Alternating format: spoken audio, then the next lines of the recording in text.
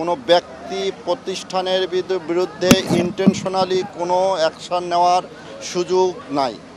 City corporation সম্পূর্ণ আইন মেনে নিয়ম মেনে কিন্তু এই ভবনগুলি ভাঙছে। এখানে অন্য কোনো বিষয় এখানে জড়িত নেই, শুধুমাত্র খাল উচ্ছেদ, খাল উদ্ধার। খালের পাশে আপনি হচ্ছে পরিবেশ সংরক্ষণের জন্য যেভাবে করা দরকার, খালের পরিবেশ সুস্থ বা পরিবেশ আনার জন্য যা কিছু করার সেই কাজগুলি করছে।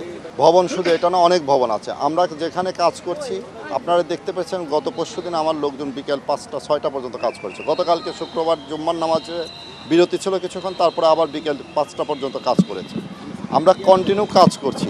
আপনারা দেখেন আমরা কন্টিনিউ খালের সাইডে উইদাউট সিটি কর্পোরেশনের পারমিশন, উইদাউট রাজুকের পারমিশন কোনো ভবন থাকবে না। খালের জমি আসলে লিজ দেওয়ার কোনো সুযোগ নাই আমার জানা মতে। খালের জমি খালের মধ্যে না, খালের মধ্যে তাকে কেন নোটিশ করা হলো না? আচ্ছা, আমরা কাউকে নোটিশ করি নাই। আমরা নোটিশ করেছি শুধুমাত্র অবৈধ গরুর খামার যেগুলি সেগুলিকে নোটিশ করি। আমি কিন্তু ব্যক্তি কোনো প্রতিষ্ঠানকে আচ্ছা ভাঙা হচ্ছে না, ভাঙা হচ্ছে না কথাটা ঠিক না।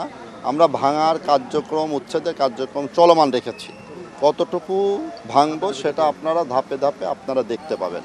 ভাঙা আমি এখানে ভাঙা দেখি একটু ভেঙে পরে আবার হচ্ছে যে 5টা ভবন পরে আরেকটা ভাঙলাম, আরেকজন দেখালো এসে আরেকটা ভাঙলাম, এভাবে তাও উচ্ছেদ হবে না। আমরা এক সাইড থেকে ভাঙা শুরু করেছি পর্যায়ক্রমে। এগুলি সবই হচ্ছে অবৈধ স্থাপনা যেগুলি আছে খালের পাশে, যেগুলি আছে পর্যায়ক্রমে সকলকেই আইন মানতে হবে। পর্যায়ক্রমে সকলকেই আইনের আওতায় আনা হবে এবং সব কিছুই ভেঙে দেওয়া হবে। সব কিছুই হচ্ছে সিটি কর্পোরেশন এই বিষয়ে, খালের বিষয়ে জিরো টলারেন্স। মাননীয় মেয়র মহোদয়, ঢাকা উত্তর সিটি কর্পোরেশন খালের বিষয়ে জিরো টলারেন্স। উনি কারো তদবির, কারো হুমকি ধামকিতে উনি ভয় পান না। ওনার সাথে আমরা যারা কাজ করছি, ওনার নির্দেশনায় ওনার কাজ করছি। খালের পাশের জমিতে কত ফিট পরে আপনি ভবন করবেন সেটা কিন্তু মহামান্য হাইকোর্টের একটা নির্দেশনা আছে।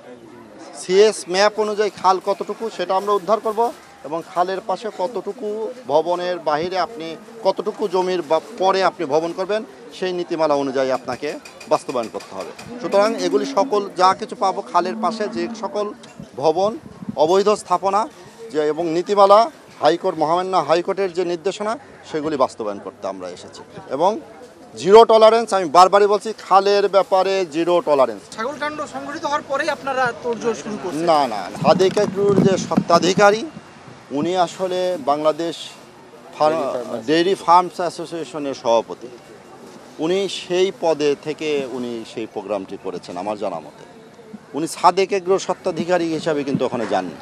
উনি ডেইরি ফার্মস অ্যাসোসিয়েশনের স্বত্বাধিকারী হিসাবে কিন্তু মাননীয় মেয়র গিয়েছেন, তার পদে হয়তো গিয়েছেন, উনি সেইভাবে গিয়েছেন।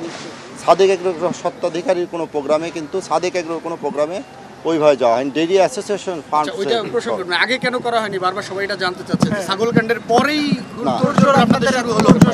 আমরা আগে আমি বলি, আমি এই ফার্মকে আমি এখানে দায়িত্বে আসার পর থেকে এই ফার্ম সহ একাধিক গরুর খামারকে আমরা নোটিশ দিয়েছি। আপনারা দেখেছেন আমি গত 6 মাস আগে পাশেই একটি dairy farm, Zaker dairy farm ভেঙে দেওয়া হয়েছে। এটাও 4তলা একটা ভবন অবৈধ খালের ভিতরেও ছিল, সেটা ভেঙে দেওয়া হয়েছে। জাকের ডেইরিকে কন্টিনিউ আমরা নোটিশ দিচ্ছিলাম, তারা যাচ্ছিল না। এক পর্যায়ে ভাঙতে তারা নিজেরা ভাঙবে বলে চলে যাবে, কিন্তু যাচ্ছিল না। তারপরে সিটি কর্পোরেশন করছে। এই ডেইরি ফার্মকে আমরা হচ্ছে একাধিক নোটিশ দিয়েছি। সেই নোটিশের কপি ওনাদের কাছেও আছে, আমাদের কাছেও আছে, চাইলে আমরা সেটা দিতে পারবো।